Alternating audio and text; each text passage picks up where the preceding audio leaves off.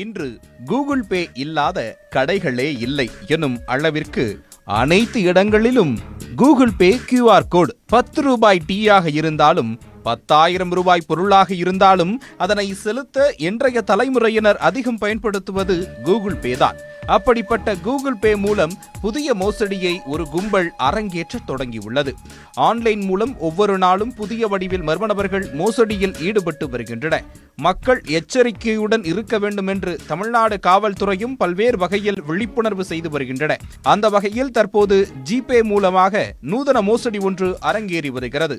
இது தொடர்பாக காவல்துறை வெளியிட்டுள்ள அறிக்கையில், முதலில் உங்களுக்கு தெரியாத ஒருவர் தெரிந்தே உங்கள் ஜிபேவிற்கு பணம் அனுப்புவார். பின்னர் உங்கள் கணக்கில் தவறுதலாக பணம் போட்டுள்ளதாக கூறி போனில் அழைத்து பணத்தை திரும்பி அனுப்புமாறு கேட்பார். தங்களுக்கு சொந்தமில்லாத பணம் அது என்பதை அறியும் நீங்களும் பணத்தை திருப்பி அனுப்பினால் உங்கள் கணக்கு ஹேக் செய்யப்படும் என காவல்துறை தரப்பில் தெரிவிக்கப்பட்டுள்ளது. எனவே யாராவது உங்கள் கணக்கில் தவறாக பணம் அனுப்பியிருந்தால் அந்த பணத்தை மீண்டும் கூகுள் பே மூலம் அனுப்பாமல் அழைப்பவரின் அடையாள சான்றுடன் அருகில் உள்ள காவல் நிலையத்திற்கு வந்து பணமாக வாங்கிக் கொள்ளுமாறு தெரிவிக்குமாறு போலீசார் அறிவுறுத்தியுள்ளனர். இந்த மோசடி தற்போது தமிழ்நாட்டில் துவங்கியுள்ளதாகவும் அதை கவனத்தில் கொண்டு கூகுள் பே பயன்படுத்தும் வாடிக்கையாளர்கள் எச்சரிக்கையாக இருக்குமாறும் போலீசார் கேட்டுக் கொண்டுள்ளனர்.